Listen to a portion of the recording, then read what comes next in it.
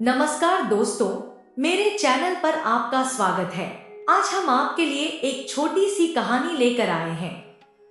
इस दुनिया में कुछ लोग ऐसे होते हैं जिनको दूसरों से हमेशा कोई ना कोई शिकायत रहती है कि वह अच्छा नहीं है, वह ऐसा है, वह वैसा है। इसलिए जीवन में दूसरों की शिकायत करने से बेहतर है कि खुद को बदल लीजिए। हम किसी दूसरे को अपने हिसाब से नहीं बदल सकते। अगर वह इंसान बहुत जरूरी है तो हमको उनके साथ किसी न किसी तरह अपना समय निकलना पड़ेगा, क्योंकि पूरी दुनिया में कालीन बिछाने से अच्छा है कि आप खुद अपने पैरों में चप्पल पहन ले और वह जैसा है उसको वैसा रहने दे। आप अपने नजरिए को बदल ले, वह इंसान भी आपको अच्छा लगने लगेगा। तो आज की छोटी सी कहानी है एक मिडिल क्लास परिवार की। परिवार में रवि और उसकी बीवी शिखा और उनके 2 बच्चे थे। जैसा हर किसी का सपना होता है कि उसके घर वह सब हो जो वह किसी अमीर लोगों के घर में देखते हैं, उनका भी जिनका सपना था कि वह भी उनके घर में हो। तो ऐसे ही उस मिडिल क्लास वाले का सपना था कि उनके घर में एक दिन कार आ जाए। बच्चे जिस स्कूल में थे वहां उसके दोस्त अपने पापा के साथ अपनी कार में आते थे और रवि अपने बच्चों को उनके स्कूल स्कूटर पर छोड़ने जाता था। गर्मी हो या सर्दी या बारिश हो, वह बच्चे स्कूल स्कूटर पर ही जाते थे। तो एक दिन बच्चे पापा से जिद करने लगे कि पापा बस कार खरीद लीजिए, हमको एक कार चाहिए अपने घर में। हम भी अपनी कार में स्कूल जाया करेंगे और कहीं घूमने जाएंगे तो अपनी ही कार में जाएंगे। रवि एक प्राइवेट बैंक में नौकरी करता था और रवि उतना पैसा जमा नहीं कर पा रहे थे कि कार खरीद ले। घर के बाकी सारे खर्चे मिलाकर उसके पास कुछ ही पैसे बचते थे कि वह कुछ पैसे अपने भविष्य के लिए जमा कर सके।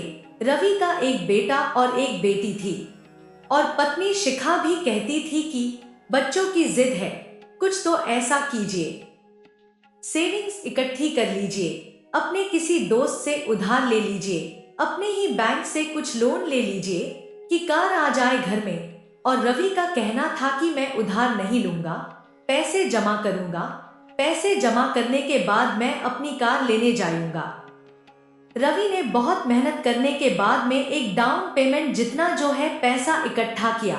रवि ने अपने मन में बोला कि यह मेरे परिवार की सबसे बड़ी खुशी है, इसलिए मुझे अपनी परिवार के लिए कार लेनी ही पड़ेगी। एक दिन रवि ने अपने परिवार को एक सरप्राइज दिया। कहा चलो आज फाइनली वो सपना पूरा करते हैं जिसका तुम सबको इंतजार था। तो वह सब कार के शोरूम में गए।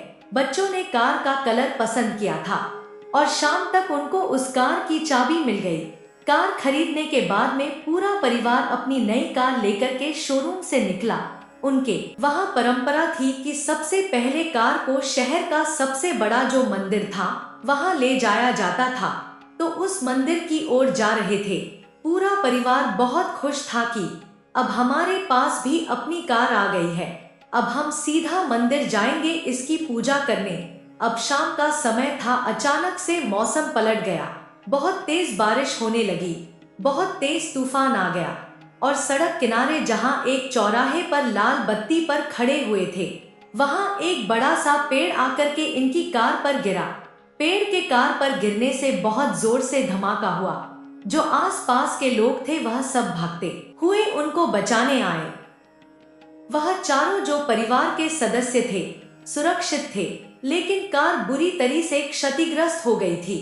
उनकी नई कार पूरी तरह से टूट गई थी, तहस नहस हो गई थी। जितने लोग आसपास खड़े थे सब कहने लगे क्या कार खरीद ली, अभी कार शोरूम से ही निकली है और पूरे परिवार के साथ हादसा भी हो गया, पर धन्य है कि किसी को कुछ नहीं हुआ। इन चारों को हल्की चोटें लगी थी। अब फिर किसी दूसरे की कार में हॉस्पिटल गए और वहां जाकर पट्टी करवाई। बाद में घर आने के बाद बच्चों को लग रहा था कि पापा तो कार बेच देंगे, वाइफ को भी लग रहा था कि इस मनहूस कार को तो रख के क्या करेंगे। जिसको अभी घर तक लेकर नहीं आए वह कार का नुकसान हो गया, लेकिन कार का इंश्योरेंस था, सारी चीजें थी। उस व्यक्ति ने कहा मैं कार बेचूंगा नहीं, मैं इस कार को ठीक करवाऊंगा और इसको वापस अपने घर लेकर आऊंगा। उसने फिर उस कार को कार के सर्विस सेंटर पर भेज दिया और कुछ दिन बाद उसकी कार फिर से नई होकर वापस आ गई। कार फिर जब ठीक होकर आई तो उस व्यक्ति ने अपने परिवार से कहा कि आओ सारे बैठ करके फिर से चलते हैं कहीं घूमने। पर सारे घर वाले बड़े डरे डरे थे कि अब क्या होगा, फिर से इस मनहूस कार में जाना पड़ेगा।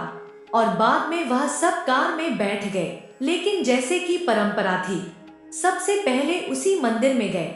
मंदिर जाकर के प्रणाम किया, घर आकर अपनी कॉलोनी में मिठाई बांटी और सब लोग कहने लगे, भाई साहब आपने उसी गाड़ी को ठीक करवा लिया, आपको तो गाड़ी बेच देनी चाहिए थी, इतना बड़ा हादसा हो गया, आपका परिवार बहुत मुश्किल से बचा था, तो हमको लगा कि अपने इसको बेच दिया होगा।